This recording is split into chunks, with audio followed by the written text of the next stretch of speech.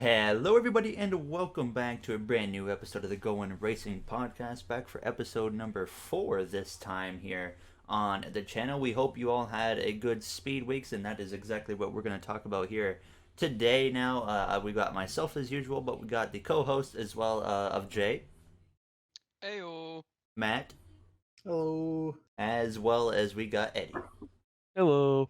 So all four of us are going to kind of just go over speed weeks tonight. I mean, not a whole lot of other things to talk about. Maybe we'll touch on like Formula One and McLaren's livery or something later on, as they revealed that today. But really, the speed weeks and the Daytona 500, the duels. Of course, the last time we did the podcast was just after the Clash, which was quite the exciting race. But since then, we had the both duels as well as the actual 500, the Truck Series, Xfinity race, and whatnot. So we're gonna start things off with the duels, and basically, Duel 1, quite the interesting race. What do you guys say, Jay? Lot better than I was expecting, and certainly, in my opinion, better than the 500. The duels were entertaining, and Duel 1 itself was a pretty good race. And yeah, that's about it. And before we like really dive into these races, Karma or Matt was telling me before we should mention the charter system and just how bad it is. I guess. I mean, you look at a Rick Ware car that was really slow got in versus a driver like, or even Derek Cope got in. That should be enough in general to tell you what's wrong with it. But we had Ty Dillon miss it, and the way it worked was really weird too. I mean, Matt, you said you wanted to talk about it a little bit, right? Mm-hmm. Yeah. So, here we go, boys. This is only the beginning of the roast of this episode. Hey, to So- be fair, Steve Phelps did say that they're gonna fix that. But anyways, go ahead. Well, saying it and doing it is two different things. I mean, he knows it's an issue, and he like fully Well, admitted he knows it's an yeah. issue now, that the loaning thing is an issue, and they're gonna fix that and change it, which I think is Well- good. But you have a point. Rick Ware is a disgrace. I think let's put it that way. And I kind of feel bad for like the drivers that might actually be trying but have no ability to even contend, because they're literally 3 to 4 seconds off the pace at a track where you just go full throttle. Yeah, But if you are that slow, you shouldn't even be allowed to race in the first place. agree. I agree. And with how it works, they're locked into the show no matter what, even though they are literally on track hazard, honestly. And I would, honestly wouldn't be surprised if Tyler Reddick's 500 car at the end was faster than Rick Ware alone. It might I have mean, been. he was still able to pass cars and be competitive with that destroyed car, so Yeah, it certainly was. but Rick Ware's not there to race. He's just there to make a lot of money, and it was working for him. Yeah, that's true. 'Cause the way the money works when you have a charter system, and then the way Yeah. the purse money is for the race, like when you're guaranteed in from top to bottom, the money doesn't change that much. So yeah, you have I a would like to point. know what the money is spent on, because apparently they don't use it on their equipment, because Yeah, it's basically the they same piece don't. of crap every week. Yeah, you spend the minimum amount on your equipment, and then you get the most profit gain. They're probably earning more than somebody like Penske because they're barely spending No. anything, and they're making No, No, no let's be shot. hon- let's No, be I mean honest. I mean base value with how much they spend compared to how much they earn in a race. I don't mean I the think Penske sponsors and all that kind of stuff. I mean just looking at the type of the type of profit margin. If you were just look at purse money compared to what they spend, it's probably around the same as the top team. percentage wise, Rick Ware possibly could be percentage wise of what they spend to what they make percentage wise could be very high, but I don't think it's anywhere like the big team.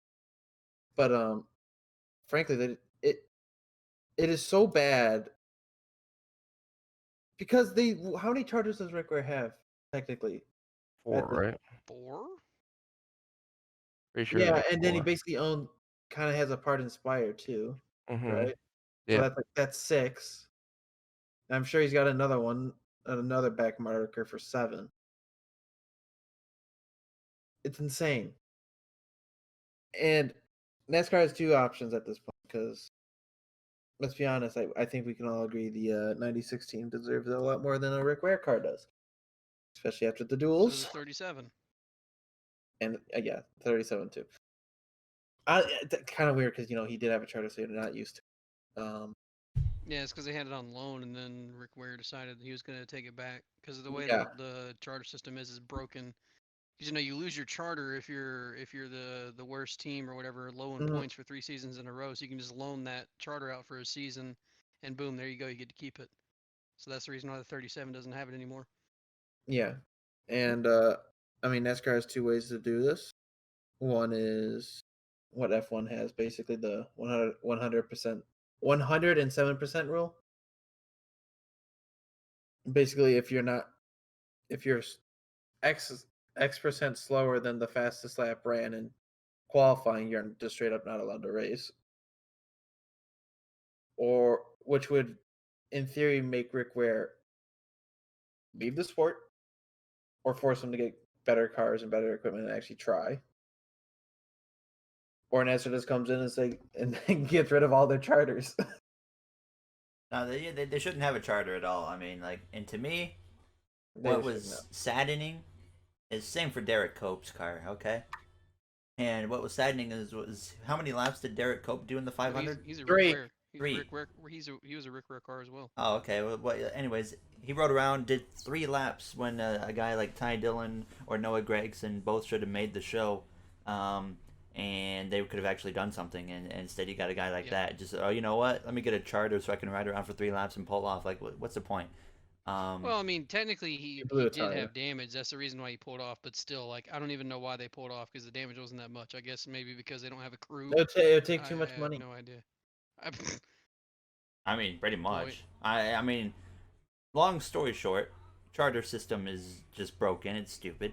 And I'm not fully against having a charter system because I don't believe that a car at Hendrick Motorsports should ever be at risk of missing the race or something. But at the same time, there still needs to be a better system. It's not even about It's not even about so much the guaranteeing that they get in. It's more or less the money that it brings in and the financial help it gives teams. So the charter system is a good thing, and it is kind of a necessary thing. NASCAR just needs to find out a better way to get it to more competitive teams and keep it out of the hands of somebody who wants to just make money and not actually be in the sport of NASCAR to compete.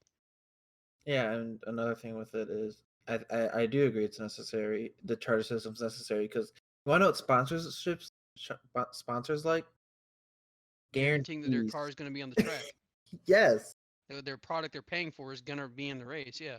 Another thing, sponsors will see that and be like, okay, I'll be more willing to sponsor you for more money and for more races because I know you can show up to these races and be in these races if you're there, since you're locked in.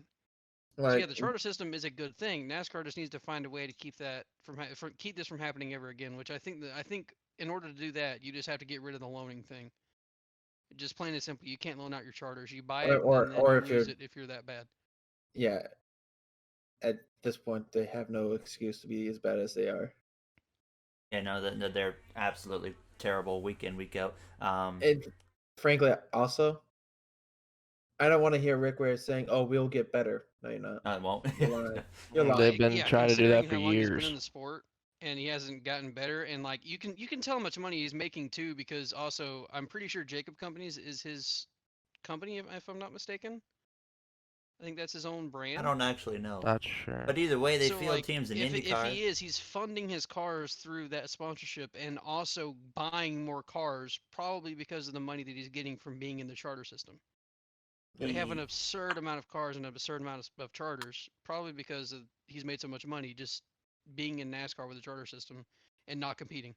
Well, the other thing you could tell is they're not spending it on their equipment either, because when you look at the telemetries from the duels, they were about another 20 to 30 miles an hour off the pace, even by themselves.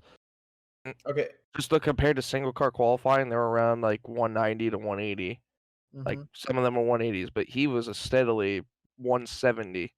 Didn't go any faster. I don't even know what the point of him qualifying. I mean, I feel like super speedways, they didn't have a minimum speed at least with solo draft or solo cars or whatever. Even if your car's perfectly fine. No, but even if your car's perfectly fine, you shouldn't be that slow to affect the outcome of a race. I mean, he literally affected the outcome Well, no, of they the do the have a minimum speed. You duel. still have to meet that, but the minimum speed is low enough to where somebody like Derek Cope running 20 miles off the pace is fine to make it in. Yeah, And but just to be be a all roadblock and serious, a do hazard. we actually think that he was actually going to be a factor in that race at all, even if he No. stayed for the whole race? Exactly. I didn't think it So was it's going to be like, a factor, but I didn't think it was going to be that bad. I didn't, Okay. I was like, oh boy, this is going to Look. go bad, but not like that atrocious. To put it into perspective, how slow Rick Ware was. Josh Bilicki in the 52 car, if he used his cup car to qualify for the truck race, he would have missed the show. He Oh, would have missed the show in a cup car. That's pathetic. I guess if that doesn't prove what's wrong, I mean, what else will? Yeah, that right there just shows. how And you can't pathetic that say is. there's no driver, loose terms, there's no driver talent in qualifying at Daytona, really. No. Yeah. Not You're- that far off. There is a little bit, but like not to be 6 seconds off the pace. That's everything to do with car. That's insane. And fact even that the truck is fastest Rick faster. Ware car would have been sixth in the truck race. Bit of an embarrassment, really. Yeah. I mean, I guess charters were pretty much my highlight, or our highlight of the duels, really. I mean, other than that, I mean, Duel 1 was pretty good. There was some side-by-side action and stuff. Eric Almirola won that. I'm sure that'll be his only top 5 of the year. I don't think it'll be his only top 5, but Well, his only win, we know that. Unless somehow he lucks out at a plate track or something. Or maybe it rains early and he finds himself on strategy out front. But there was some good side-by-side action, and it set a good tone going into the Daytona 500. We had duel number 2, and That was the best one. there was some charter, absolutely the best duel. There was some charter things going on there as well. And I mean, there was really nothing to really talk about in Duel 1, but Duel 2 we had some good racing. Bubba Wallace, I want to touch on right off the bat, put on a show. He was like the story for me, or the highlight. I think he was the best car the whole weekend. He had to a be good honest. car. I don't think he had the best car, but top 5. I mean, even with the draft, he was still the fastest, but I get it was with the draft. But then he showed like the capability of what the car can do in traffic and in draft packing and the duel. I mean, literally, he could be able to make moves like he did, and we also saw what he did in the 500. It was just unfortunate what happened. But I mean, other than that, I think Bubba had the best car the whole race. It in was my good. opinion. It was good. We saw him make a lot of aggressive moves, but it wasn't like he was out there being an idiot, because what he was doing was working, and he wasn't really putting anyone in danger. And there was once again a lot of side-by-side action in that second duel. We saw a crash with Garrett Multiple. Smithley being. well, there was one before that with Briscoe and them, but I don't remember exactly what caused it. It was on the backstretch. Briscoe got like arrow loose off of turn 2, and he snapped it loose, and everyone behind him that's checking right. up wrecked. It was like Briscoe, Ross Chastain, Kaz Gralla. Alfredo was in it. Yep, Alfredo was I in it. remember Brett Griffin trash talked Alfredo for being an iRacer after that crash. I don't like Brett Griffin, and man. he's got a lot of interesting opinions. But then we had the second wreck that was really the big one, like not necessarily the big crash, but like the one that was a really big highlight was Garrett Smithley and Brad Keselowski coming together, and I was fully against Garrett Smithley right off the bat. I thought it was so stupid. Now, like I still put blame on him personally, but I don't think it was as stupid as originally thought. It was just he kind of came down at an awkward time, is all it was. It wasn't like he was just out there being an idiot. Brad came up. Yeah, Brad Brad absolutely came came up, but I mean, you could tell that was already happening, in my opinion. So like, You can go back to a Brad Keselowski film of when he said, "If you have a hole open, I'm literally just gonna fill my car in there." I guess Brad And got that's some basically what happened. a taste of his own medicine. Brad was already slowly making his way up, and then It was Smithley just just a yeeted left. weird timing. So that's still more on Smithley, in my And opinion. unfortunately, though, that took out Gregson's chance of making the 500. I think it took Smithley's own chance of making it. Yep. Did anyone else get messed over?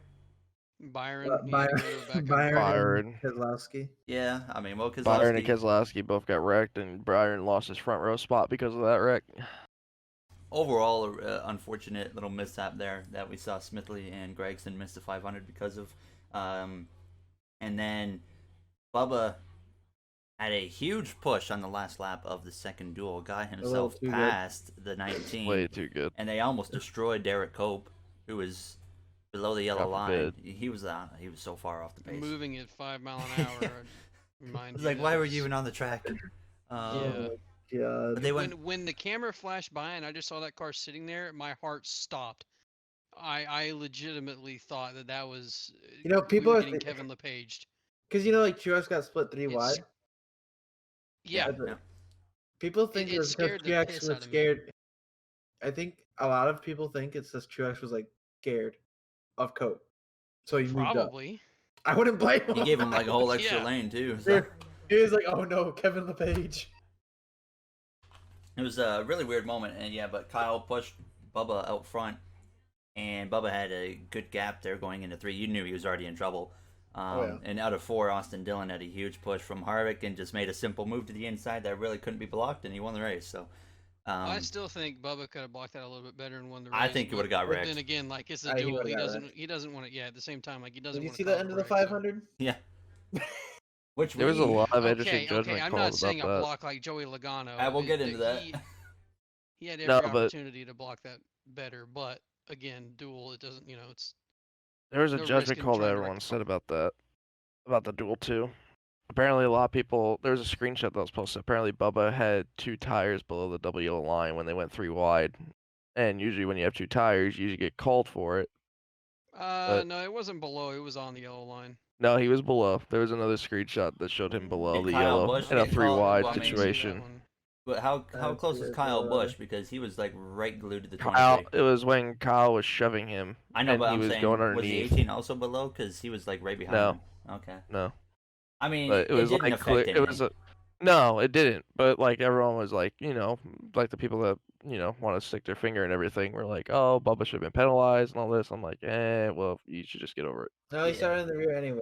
Yeah, I so mean, who it's cares? He also didn't do that to try and get past Truex. Truex just suddenly moved to the right, and then Bubba was like, "Oh crap!" And it was just a reaction, moving that way. So I mean, No, apparently the result ended him taking the lead. So I don't know when exactly. I don't remember exactly, but it was a point where they said he was taking the lead in a 3 wide situation or something. either way, it's just the people that want him to fail. So, and those people suck. But yeah, that's how Duel 2 went. And honestly, that set my hopes very high for the Daytona 500. We had a wild clash. We had a good Duel 1. A great Duel 2. And I was like, this is going to be great. And then before that, we had the truck race, which was we're going to barely touch on that. Did you guys watch that? Yeah. I watched most of Okay, it. It was- yeah. I did, but I don't remember much until the last 2 Uh, hours. Crashes, Hey, it was better than Yeah. it was better than a certain race that happened this weekend. which we'll touch on too. Truck race, there was a lot of single car, 2-car little things going on with incidents and stuff. There was a few Hey, there's- There large was, there, crashes. there was a big one near the end, but And then Haley Deegan crashed. Like, she's like, everyone's watching her in the truck series. I'll say I was very impressed with how she did, even though she spun. I was very, very impressed. I She didn't was pay much keeping, attention to her. She You know- she literally said in the interview she was just keeping the truck clean to where she can learn how to be effective in the track. Because all in all, it's her first time in something like this, so it's like, and plus she had one of the best spotters. She had Joey Logano's spotter literally over Yeah, her ear. TJ Majors. Yeah, so like you One, couldn't ask for any more better spotting. One thing I do want to touch on from that race was how dumb NASCAR was in not cleaning the back straightaway off with all that speedy dry. Like there was so much speedy dry left, and it seemed like the entire field couldn't see. And I imagine they also lost a lot of grip through there and a lot of traction.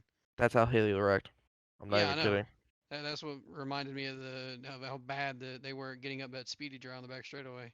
And I was watching her recap video, and she said that they were all checking up in front of her, and she was trying to get up top, and then when she got to run up top, she just got loose because everyone kinda- checked up in front of her. kind of forgot how much of a wreckfest the race was. Yeah, there was a lot of crashes in that one. I'm looking there's at a lot. Always I'm is. looking at Racing Reference. 42.6% of the race was under caution. Oh my god. Oh my god. Yeah, I remember the last, I don't know, 30 laps felt like forever, which it always seems to be the thing that happens with trucks at a plate track. Or, I mean, honestly, other series too. But Ben Rhodes won the race, and I can't Or remember. Oh, Anderson second. he passed some dude that I can't remember the name Corey of. Roper. Corey Roper. Or Roper. Like Roper Whoever didn't that even, guy was. He didn't even attempt to block roads on the final I lap. swear he was on dragging the brake. I swear he was on the brakes. And I was That's just how like, slow he man, you got was. a chance to win Daytona, and like no one's ever heard of you. And he's like, I'm not even gonna try and block to win. Oh, So Jordan Anderson got second again for the second Yeah, year in a I was row. pulling for Anderson. I was hoping he was gonna win. it's been really I like cool. Anderson.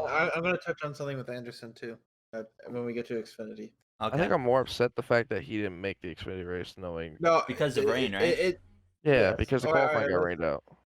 If you think that's gonna make you a little upset, boy, just wait until we get to the Xfinity race. Yeah. I heard something like they can't even.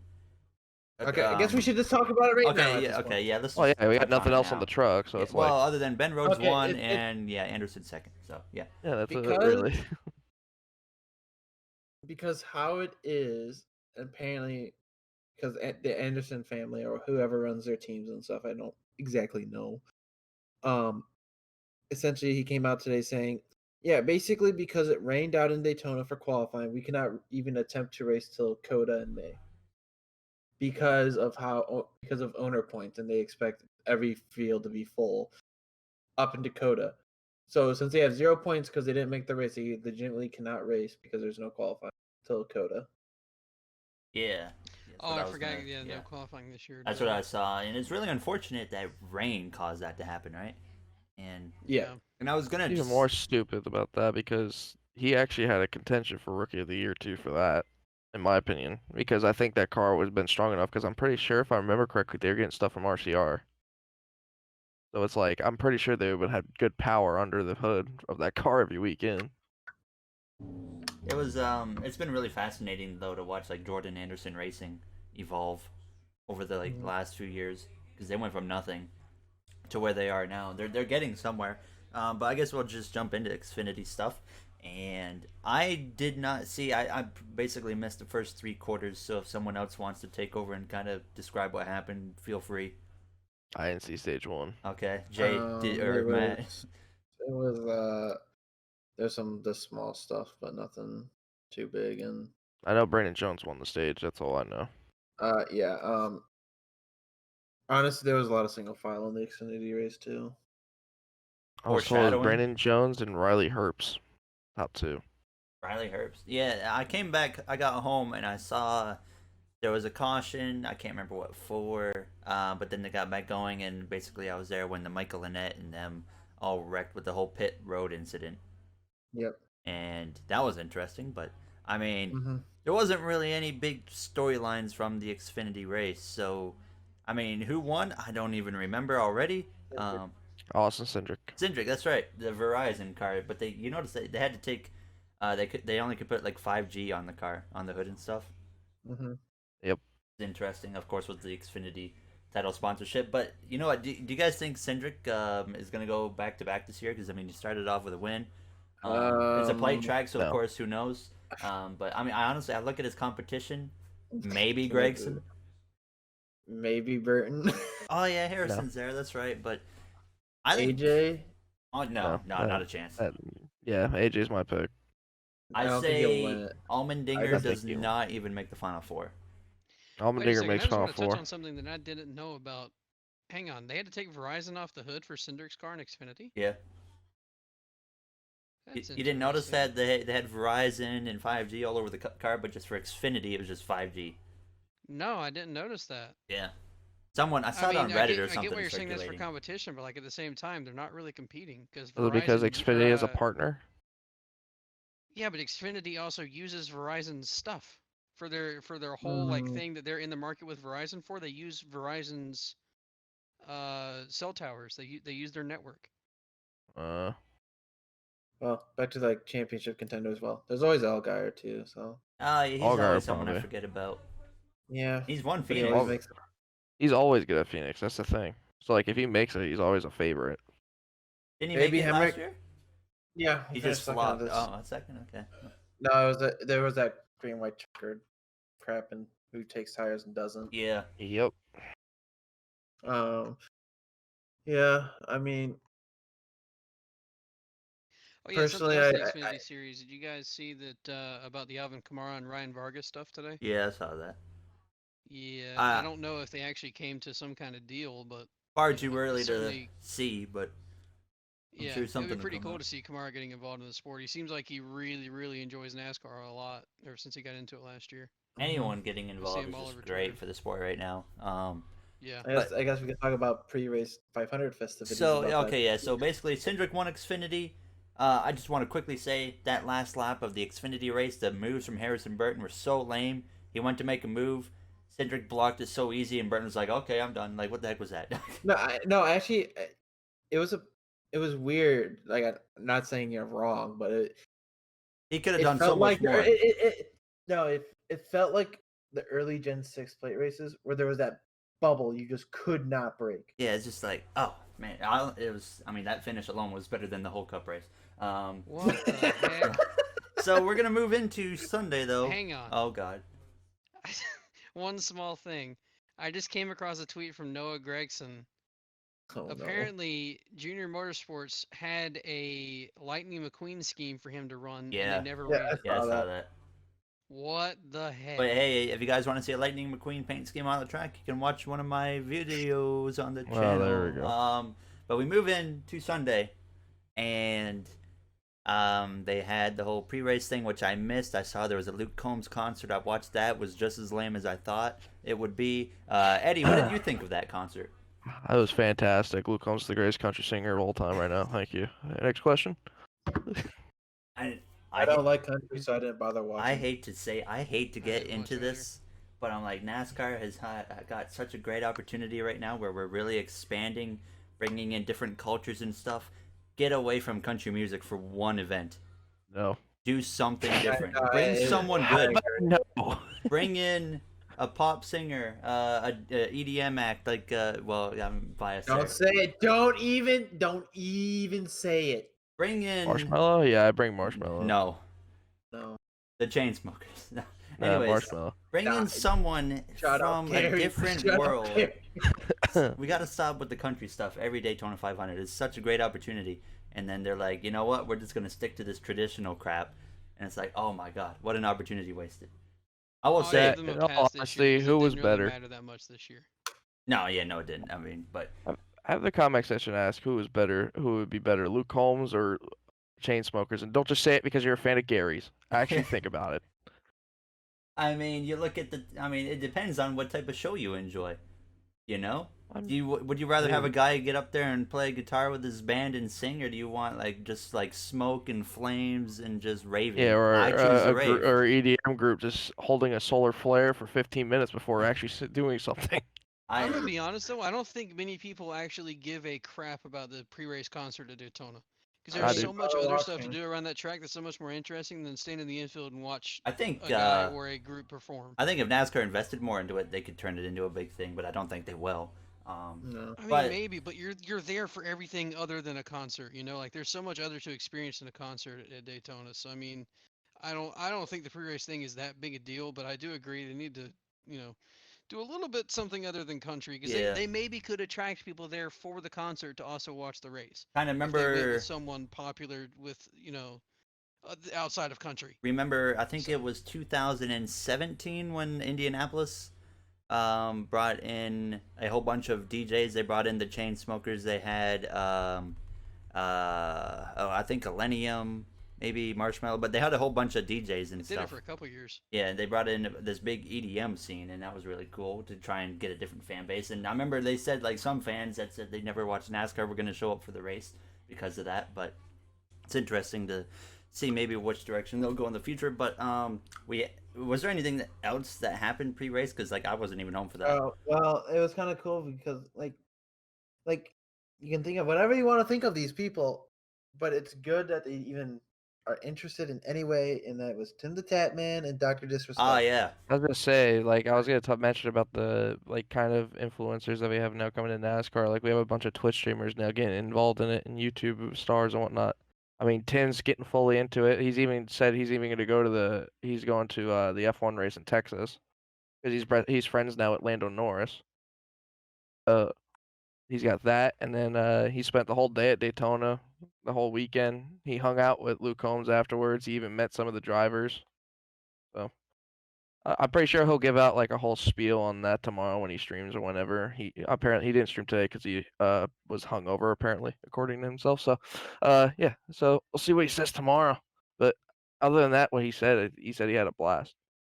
Yeah, I mean it's an incredible opportunity to like get people like him and Dr. Disrespect involved a little bit. I didn't actually keep up with if like Disrespect enjoyed or tweeted anything about it after. He got sent a whole Yeah, I saw that. 23XI care package, But and did he he say actually anything? watched. He mentioned about he was rooting for Bubba Wallace. Okay. Well, that didn't turn out very well, unfortunately. Because No. of that loose wheel. Yeah, I mean, and then there was a race. So I missed the very first 14 or 15 laps because I was away. So you actually missed. I missed anything that was interesting whatsoever. So Okay. basically, what we're gonna do is, like I said, I missed the first part, so I'm gonna let the other three at least walk everyone through what in the world happened. Of course, I saw the replays and everything that happened. I mean, honestly, the racing looked pretty good up until that point. But yeah, I'll let one of you guys take it over. Karma, you wanna? I can go. They actually were trying to race each other. It was incredible. It was actually it was interesting. I It was, saw some 3 wide in the replays. It yeah, looked good. no, Yeah. they were going at it, and then they did for 14 laps, and then Christopher Bell decided to Yeah. kill the entire field. The guy that we decided was better than Eric Jones to fit the 20 car, but all right. So, lap 14 it was, right? Yeah, 15. No, 14. 14, Oh, was it 15, 14? being way too aggressive at that point, and Christopher Bell gets a push from Kyle Busch, gets to the back of the 10, people were like, They you know didn't even what, decide that to was lift. Kyle Busch's fault, but Christopher Kyle's was awful. well disconnected from Kyle Busch even before he hit the 10 car the first time. So Christopher Bell didn't even attempt to lift yeah, almost. I don't want to hear about it being Kyle Busch's fault, okay? They really But showed the telemetry of him not even lifting. They just see Kyle Busch near the incident. It's like it's it's Kyle's fault. Yeah, I'm not Oh, a yeah. huge Kyle Busch fan, but that was not Kyle his even fault. tweeted about it during the red flag. He's like, of course, I get on Twitter and all my mentions are blowing up about me causing the big one. Like he even as soon as he got on social media, saw all of it. You know, it wasn't Kyle's fault. No. And I mean, Christopher was just trying to push, but he did not do a good job at it. And it's just like, why are we trying to do all this so early? And obviously Almirola got hooked. Man, he's desperate. He's probably gonna get fired in 2 years. Yeah, well, yeah, everyone that drives a 20 car nowadays. Kenseth kind of got fired for Jones. Jones got fired for Bell. Bell's gonna get fired for Burton. In his first race of the 20. So very unfortunate. Almirola got hooked and took out the pole sitter. So many good cars. Took out so many good cars. A whole bunch. Let's go through the carnage here.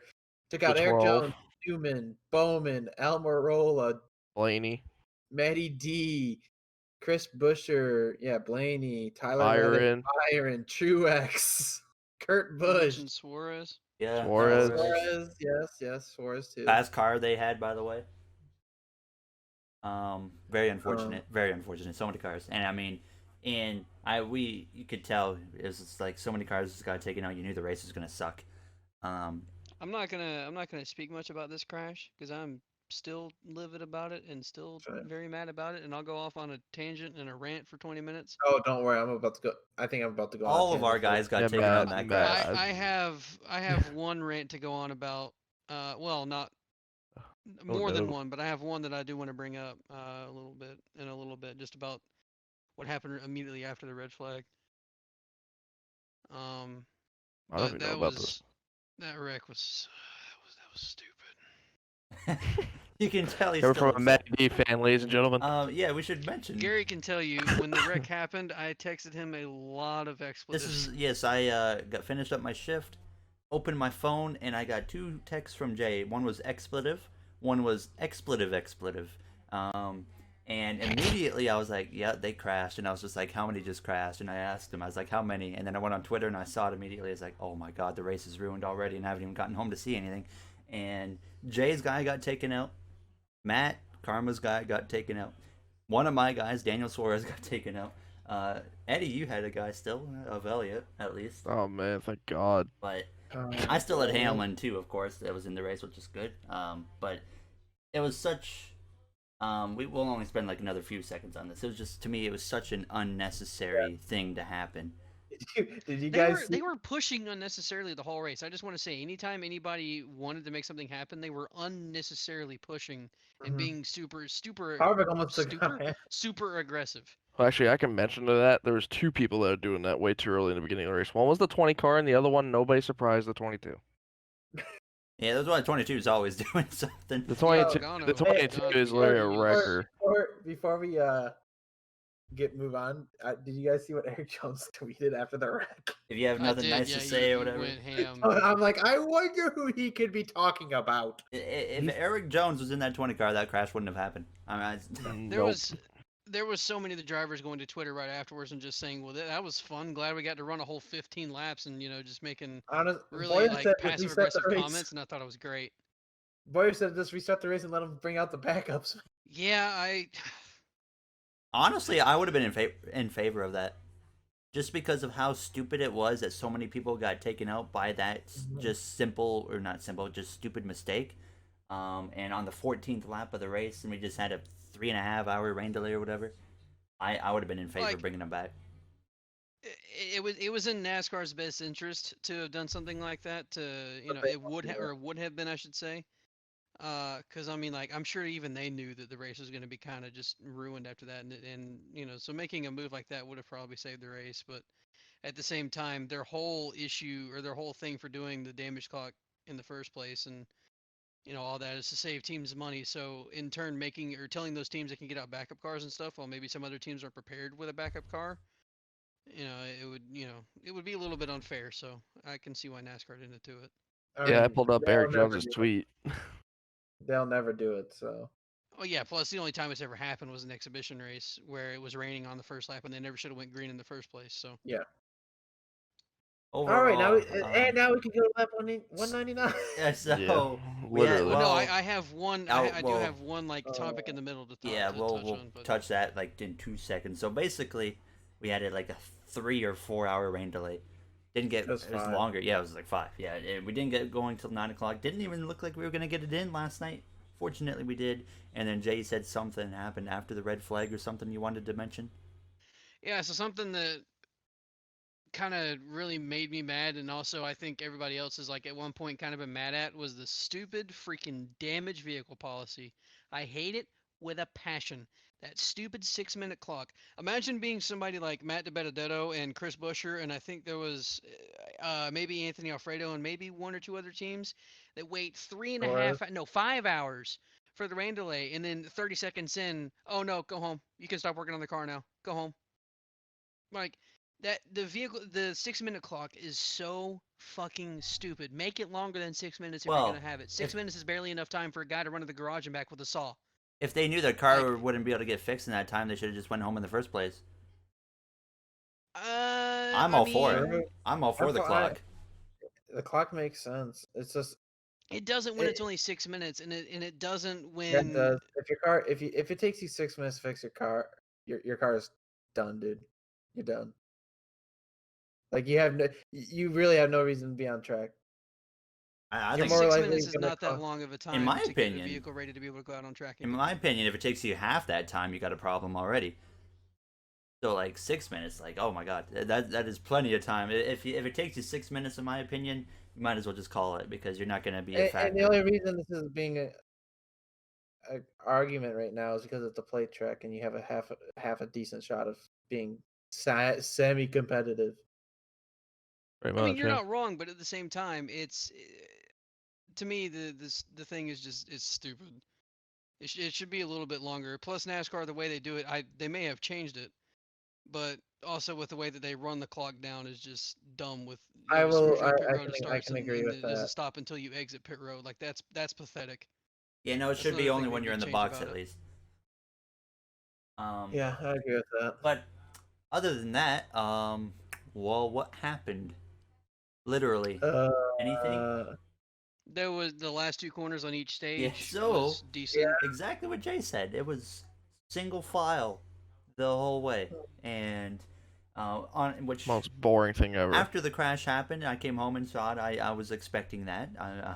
I was like, this is probably what's going to happen now. It's going to be awful, and I was 100% correct. And I'll mention the race poll. We put up a race poll on YouTube. We'll mention after our little review or recap. But basically, I guess we'll recap what happened, then we'll go in depth and talk about how That'll we take about 10 felt seconds. about it. So basically, recap: they ran single file on stage 1. Denny Hamlin won the first stage. They ran single file on stage 2. Denny Hamlin won the second stage. And at the end of both of those stages, cars tried to do something on the final couple laps. They did nothing. And stage Oh my 3, God, it's Final crazy. couple corners. It's crazy. Yeah. It's crazy. You wait till the last second and it hasn't worked in the last Right? like 8 Right? and it doesn't work again. Oh my God, I'm so surprised. We'll touch I on that never part saw it too. coming. Especially this time around when you're missing about 10 good, decent cars. Yeah. So stage 3, same thing. Single file. Did a pit stop. Single file. They got cycled out. Single file. Final lap. They tried something. They crashed. And Michael McDowell goes through and wins. And another thing I'll touch upon after how that affects something that I do not like as well. But basically, we put up at the end, now that we're going to dive into the actual product of what we saw, I put up a YouTube poll asking the subscribers if they thought the Daytona 500 was a good race. 71, as of right now, after 704 votes, 71% say it was a good race. 71%. 71%. I probably can answer Okay, why I just they want said to it say was. right now, 71% of you that voted have no brain. No, let's not say that. I can probably answer to why they said that I'm too. joking. Hey, I'm no, joking, but still, that was 71%. Mm-hmm. Wow. Yeah, get ready for this one too, because Jeff Gluck does his polls. Yeah. His was last I checked, it was a few hours ago, but it was at like 18,000 votes. 56% said yes. So Eddie, why do you think it was like that? You mentioned you have an idea. So I did an investigation when I woke up this morning, and I was reading through all the comments of the poll and everything, and going through everybody else's stuff on NASCAR's tweets and all that. Basically, mostly what I was looking for is the people that said it was a great race all the way, and mostly what I found was people saying that it was a good race was because there was no major accidents towards the end. And for that reason, I will say WTF, because I don't want to recur what Jay said earlier. I don't know if we're doing that or not, but yeah, a lot of people that watch these races now are very confusing to me because we were going from back almost a decade to where we thought safety was a very big issue. And now all of a sudden we don't want to see any wrecks at all when that's the only excitement really we get. I mean, I'm not trying to say I'm excited when a crash happens because I really hate seeing it because God forbid something happens to the driver or whatnot. But if you honestly think you had a great time for, what was it, 5-6 hours, Mm-hmm. the race, Mhm. watching single file all the way, included with a rain delay, you've got to be out of your goddamn mind. I'm sorry. I'm going with Jay, but I just don't understand what everyone finds exciting about being in a single car pack, wasting all of your day thinking, I can't wait to see all the exciting moves. We were literally spoiled. I literally feel like we were spoiled by NASCAR between the Clash and the two duels. We were spoiled. Great We were races. excited with the Clash because how good it was in the end because there was an exciting finish. By the way, where everyone was bitching about how they didn't want on the road course, but look at that. Look compare the Clash now to the 500. Still one on the oval? No. Shut up. The duels, both were exciting, even though it was more cars than the 500. But both should have been how the 500 should have been. Anybody that was bitching about is an idiot. I'm sorry, but it's true. If you really, honestly think that I wanted to waste 5 to 6 hours of my day with my friends to watch single file racing, I don't understand. I really don't understand what people find interesting in that. I really don't. I want to point just two things. So, first of all, I think you guys listening can tell Eddie was not a fan. I don't think anybody should have been a fan of that race. But No. so Doesn't make sense. to me, I saw a lot of people in kind of my poll saying they voted yes because there was a good finish and McDowell won. I Yeah. have ever That since doesn't- I've Wasn't seen good. ever The since finish I've still wasn't good. ever since I've seen a poll of how a race has been, you should never determine if a race was good or not simply because of the finish. Okay. I've 2006 seen Talladega all if over there again. was or wasn't a wreck. I've that doesn't seen make races people vote no on a great race and have a bad finish, and it's just like, what are you doing? Or sometimes they vote yes or no just simply because of the winner. But it's so annoying because yes, it was an interesting finish. I wouldn't even claim that was a good finish. I mean, Yeah, it was no, stupid. it wasn't a good finish at all. It was, a good There- storyline with the winner, sure, but not a good finish. There's a lot of comedy in all this. one lap they try to race in the last 185 laps. The one lap they actually try to race, they The one actually corner they try. The Brian Vickers of NASCAR won the 500. Yeah. Literally. It literally was the 2006 but- Talladega race all over again. I'm not even joking. you know what? And because like the Nitro League has a Discord, and I literally said, I honestly cannot think of a race that was worse. The only thing that was comparable is the 2013 500. Yeah.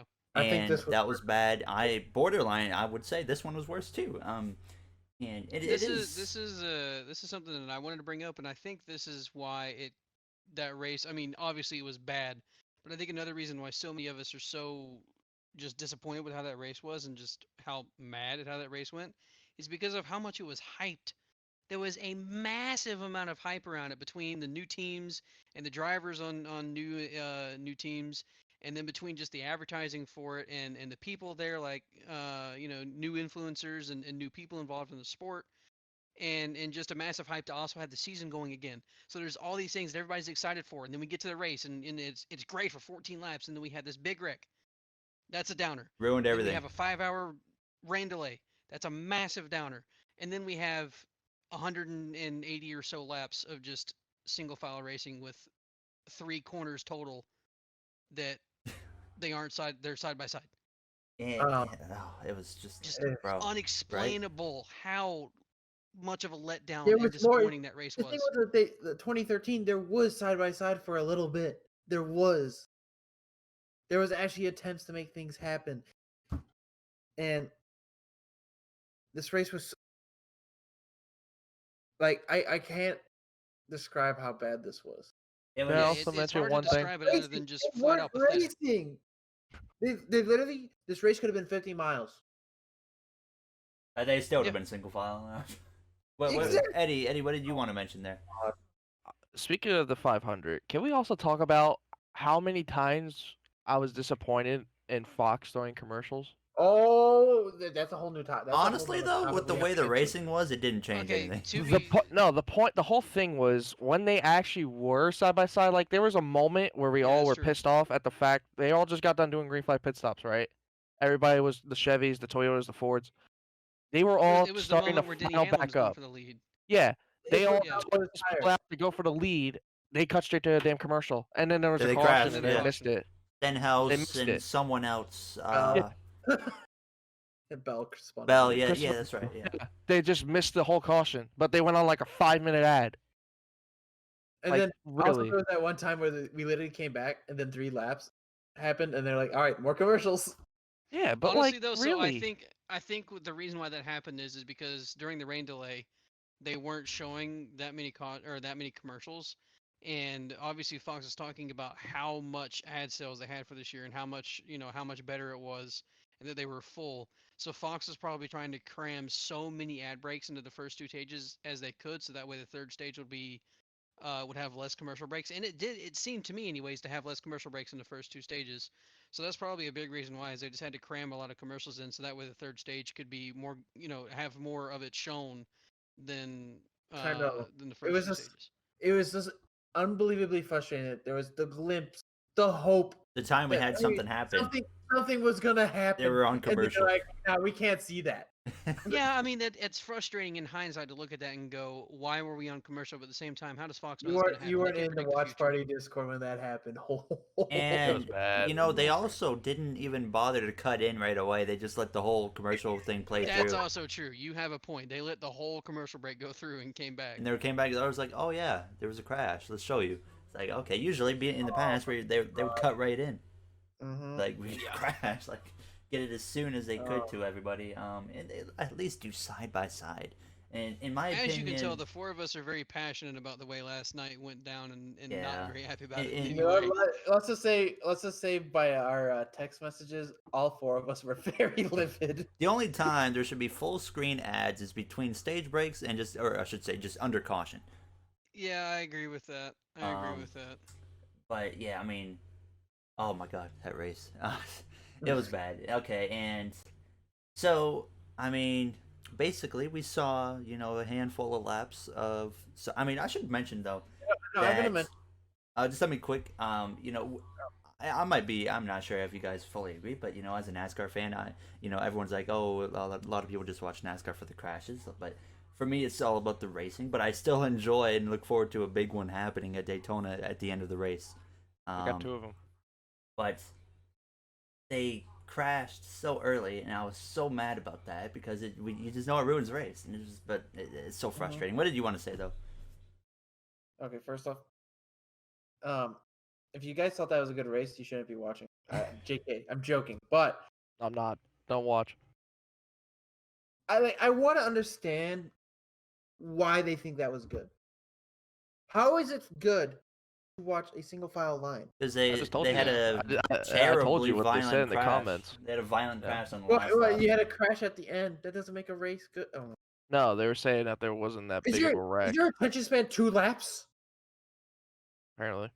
At the same time, saying that there though, wasn't that big of a wreck is also entirely wrong because there was. Brad Keselowski went into the catch fence. His entire rear of the car got ripped apart, and his fuel was exposed and obviously ran into and exploded. Saying there wasn't a big crash, that's wrong too, because there was. We just luckily, thank goodness, had nothing bad come out of it this time around. I mean, at the I same remember reading time, that. And also, I don't 100% buy into the race was completely ruined by the big one early, because remember when in stage 3 it was. Listen, the only reason why I said that is because you let me finish my point. Okay. I think it's because, honestly, the driver, I don't know what goes inside the driver's mind when they're like that. I think we're going to say the same thing here, and we just think different reasons about it, but go ahead. So, remember when the Fords came to pit in stage 3? They just go to the inside, and then they just blow by Denny Hamlin and who's ever in the front 3. They just go to the bottom, and they fly by them. They just go zooming by. I'm just like, it's that easy. It's that easy. How do you not do that earlier or any other time of the race? They pulled like 3 car lengths on Hamlin. They just went to the bottom, like 3 cars together, and they pass everyone. I'm baffled.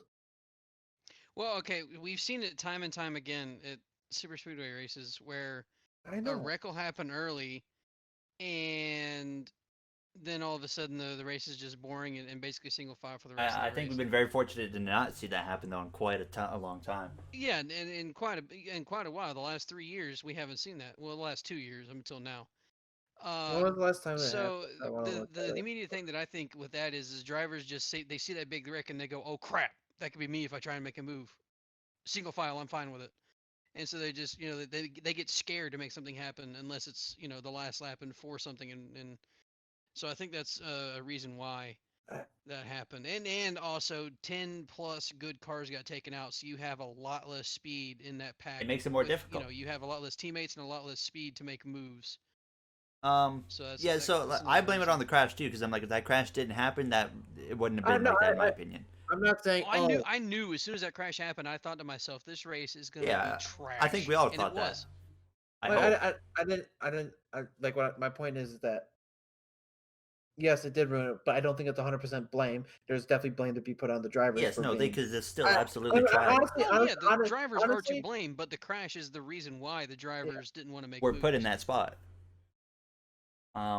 It's so frustrating, and I want to really dive into a little bit. We're already at 54 minutes. But I mean, at least Daytona is really the only thing we have to talk about.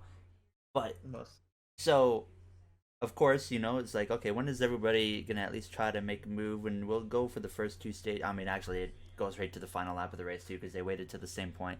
But basically, in my opinion, with previous plate tracks, we've learned in I don't know how many years ago that waiting to the last lap or so does not work.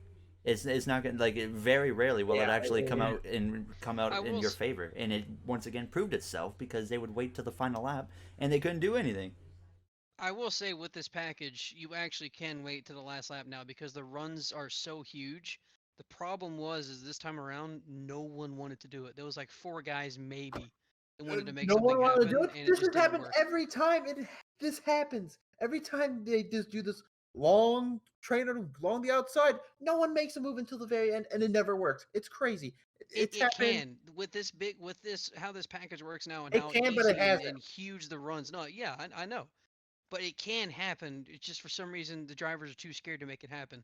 Like if you're sitting in 12th place of a 15 car pack, why are you not going to try and make something happen? I don't understand why they wouldn't try something. It And boggled my mind, and I that feel race was just bad. I feel bad for the few guys at points earlier that we saw try something in that final stage, like Chase Elliott, Ricky Stenhouse. They tried to make it work for a few laps. When you got Denny caught up. Hamlin, yeah, they came into the pit lane, the Toyotas. I knew they screwed themselves with how late they waited. I was like, there it goes. Sure No, enough. I don't think that's what happened. It's literally what happened is that it looked like Hamlin's crew executed, but Too good. but no, I think Bubba's and Bush's crew just sucked. No, exactly. The 11 team was too good compared to the other people there. And that messed over Yeah, Hamlin if they had been and connected coming out of the pits, it Would have may, been it may really not have good. been so bad. But If Kyle was close enough, I think it could work. Yeah. But I felt so bad because you saw immediately Hamlin, not Hamilton. He got shuffled back and immediately tried to do something, realized it wasn't going to work, and he was just like, I can't do anything. He just stayed in the line. And then quickly, Bubba Wallace got a loose wheel after that pit stop. Everyone still found a way to blame that on him because that's just the way people are. That was very unfortunate for him. He pitted again. He actually was still with the main pack a lap down. I was really hoping he was going to get a lucky dog. But you actually thought that was going to happen? Yeah, I had hope. Man, you know what? In the watch party we were one doing, did happen. no, let's technically, you know what I'm saying. I know. I'm just making. I'm usually really mad about BS debris cautions, but I never wanted one more in my life than that race. Me and Jay I said the same thing to Gary. Me and Jay last year even were just like, oh my god, where are these fake debris cautions when we need them? There was so many points. I think there's been so many points the last 2 years where I've just been like, why can't NASCAR bring back the fake debris And cautions? I feel like us as Jeff Gordon fans, we had the right to hate that debris caution because the amount of times Jeff Gordon had a win ripped away from him because of a fake debris caution was absurd. So I just knew anytime being a Jeff Gordon fan that there was a caution late in the race, it was just over. And it's honestly unreal how many times it happened with Jeff Gordon leading at the end of a race. Like this guy would have had over 100 wins. Had 4 or 5 more wins. More than that. He would have had.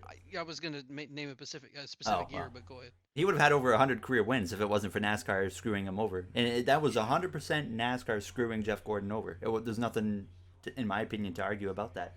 And they've done it so many times. But in my opinion, it was to manufacture new or like exciting finishes, and then we get to this package where it's literally about manufacturing good racing, and we'll just leave it to where the driver has a 15-second lead every week. Yeah, and I guess we'll kind of talk about the finish.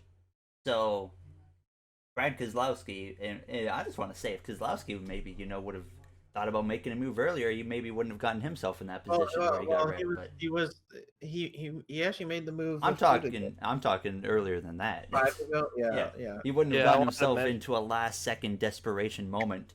I wanted to mention something on that. Yeah. Go ahead. I was listening, and Carmack can confirm me for this. I was on Chase's radio the whole night. I was just listening to him with him and his spotter Eddie and Alan. When they crossed about, I want to say like 6 to go, Chase came on the radio and said, "How many do I have behind me?" And Eddie gave him a count. And Chase even said, "Hey, go to Tony, who's Kyle Busch's spotter, and let him know we want to try to make a move." But then that was the end of that, so I'm guessing they never talked about anything. And even Denny said in the press conference that he was waiting for the Chevys to make a move. So I guess it was just miscommunication or something. I'm guessing that would just be mine. I guess. I'm done. Go ahead. It's just it doesn't make sense how this happens because it's just like just do it. The worst you're gonna exactly. There was only 10 cars on the lead lap. The worst you finish in the Daytona 500 is 10th. That's a great day. I'd rather finish 10th, knowing I tried to actually do something to try to win, and then Like just honestly, sit and finish. you have it's the first race of a 20 race, or no, 26 race regular season. You have plenty of time to make up for a 12th place finish. It's the Daytona freaking 500. Try and make a move for the love of God. Absolutely. You None of know, them wanted to. I lost. I mean, every time something like this happens, I lose respect for drivers, and I gained respect for drivers like Denny Hamlin. Well, of course, he's already my favorite, but Chase Elliott, Ricky Stenhouse, Bubba Wallace, who were not afraid to actually go down to that bottom and try something. And of course, once they realized that no one else was going to try, they had to do what they had to do. Yeah, the one time Chase did, he almost got right by Christopher Bell. Yeah. Freaking dude lost towel on the top for some damn But reason. I lose respect no matter what for drivers that just refuse to do anything. And we saw that like crazy. But the final lap, we knew what was going to happen because they waited so long. And when you wait so long like that, especially with Joey Logano leading the field, you know it's going to be a crash. And I actually have a tremendous amount of respect for Joey Logano. I think he's a very talented race car driver. But when it comes to plate racing, when he's leading or in the mix, he's terrifying. Brain off. Whenever he wears the glasses, he's an idiot. It doesn't matter if it's lap 1 or lap 200. He's going full throttle and he's going to push you and not give a crap. Absolutely. I respect his full send mentality. Or wreck the field. And that ended up happening. So down the back straightaway, well, Keselowski made a move into second, we should say, first of all, with 2 to go, which was, that was the craziest thing that happened all stage. It was like all race. We saw something happen on TV. Yeah.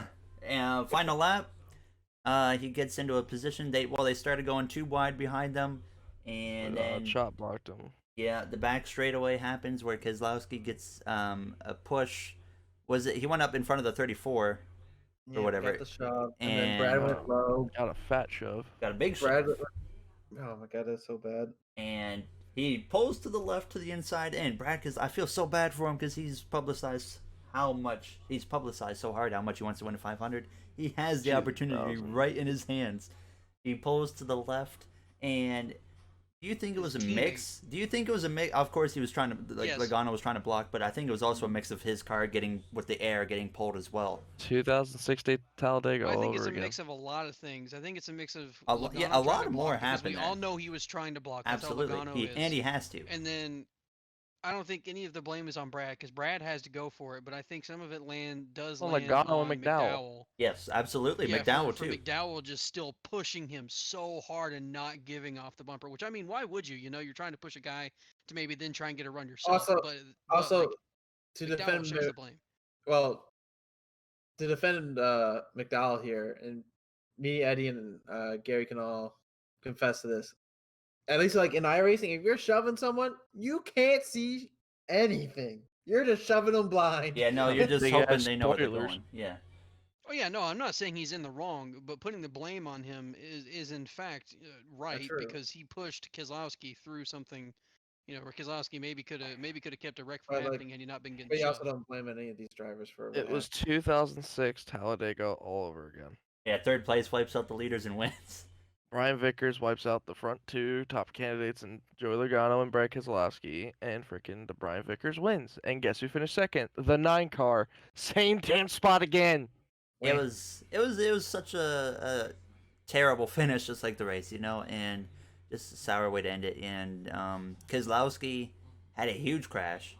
I mean, back end ends up in the catch fence, gets ripped apart. Kyle Busch plowed into the side of him. I thought Brad was going to be hurt because that was such a violent accident. The scary thing was when they just had looked at Kyle's car and they're just standing there and nothing's happening. Yeah, that was a bit concerning. When they were just when the emergency guy was just standing there and like looking frantically around, I immediately was like, oh no, please no, not again. It was a bad crash. It absolutely should have been a caution.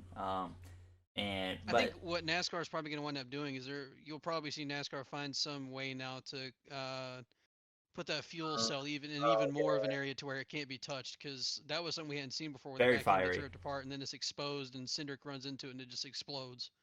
Huge crash, bunch of cars involved. Bubba Wallace got involved, unfortunately, as well. Who else? Logano, of course, Keselowski, Kyle Busch, And those are the main ones. Larson. Cindric, yeah, Larson as well. Larson technically. Larson was like after. I don't. Yeah, I don't even know what Yeah, happened there. I I'm just not- saw him crash. Hamlin just basically went through Larson and put him and shoved him into the wall essentially.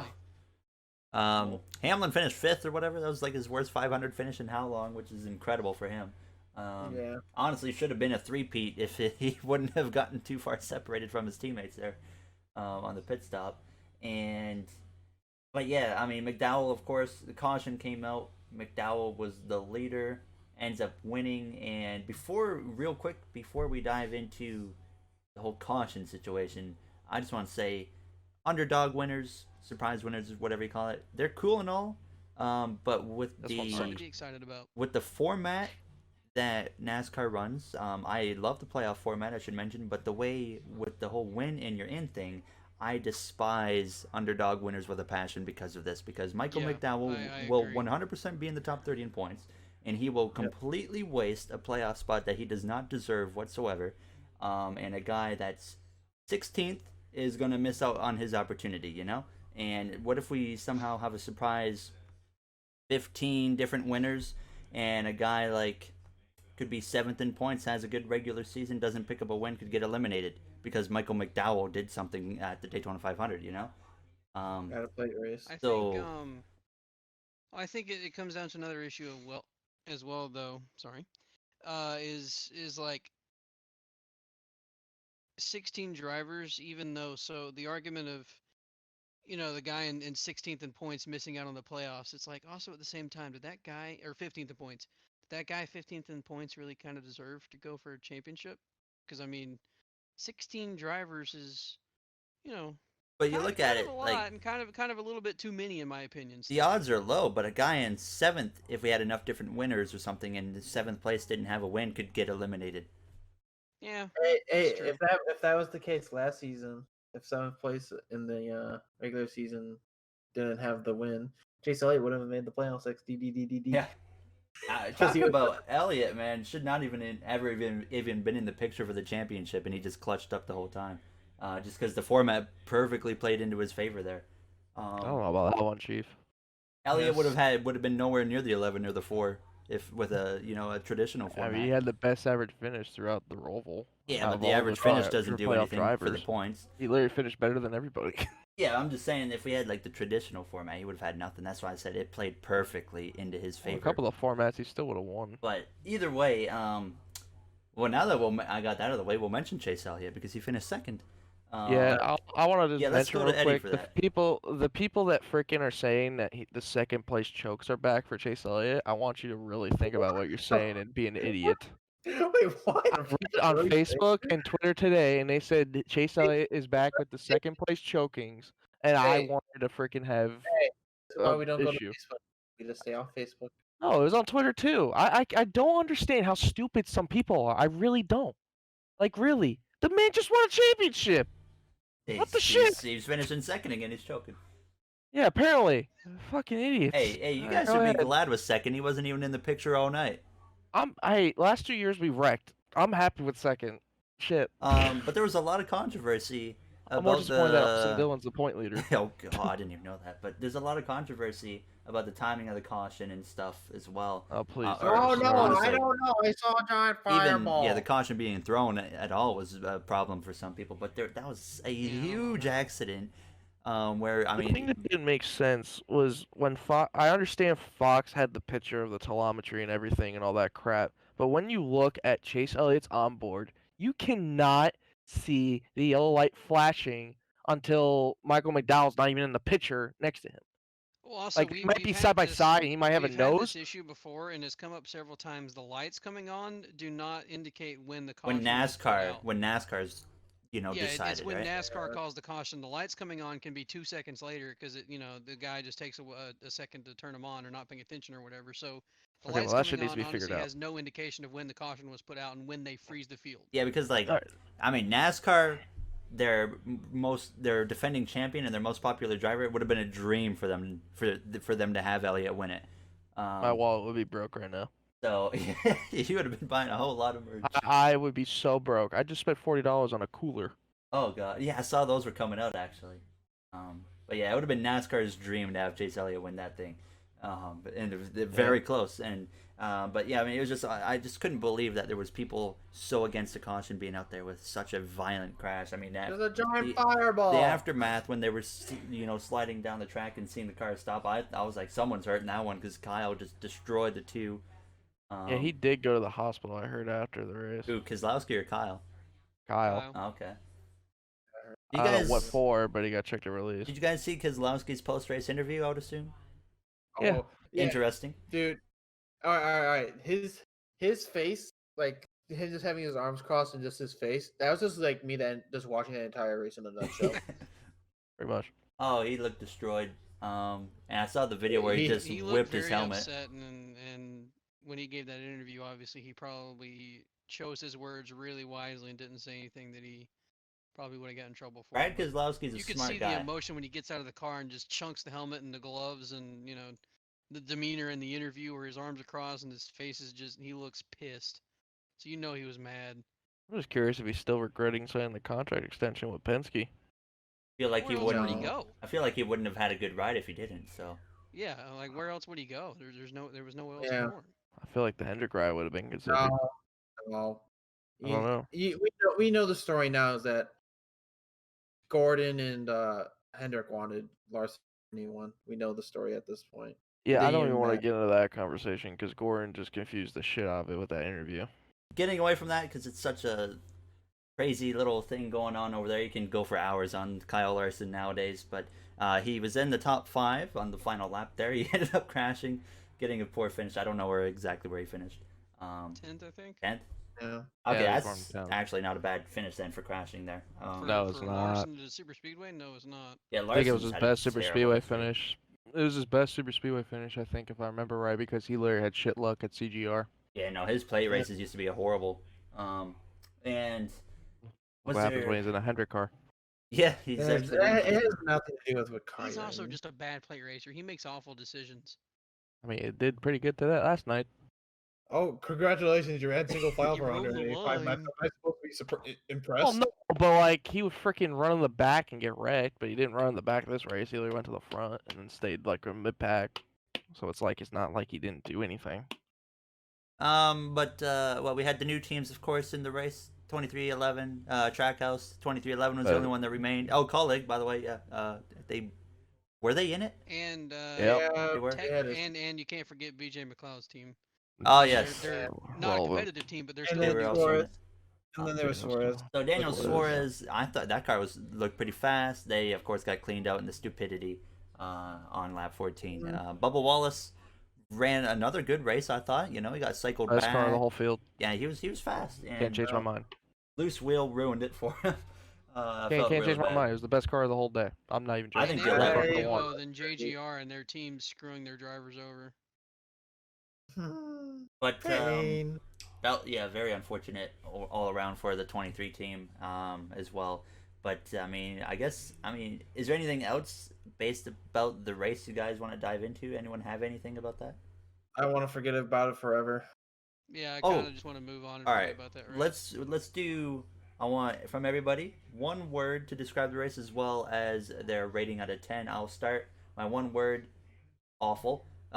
My rating is a 1.5 out of 10, and it actually goes down a few points because of the surprise winner and how screwed up it messes with the playoff format. So 1.5 out of 10 is my rating. What about you, Jay? A word and a rating. Pathetic. And a 1. No, I'll give it a 0.5 out of 10. 0.5. That's really low.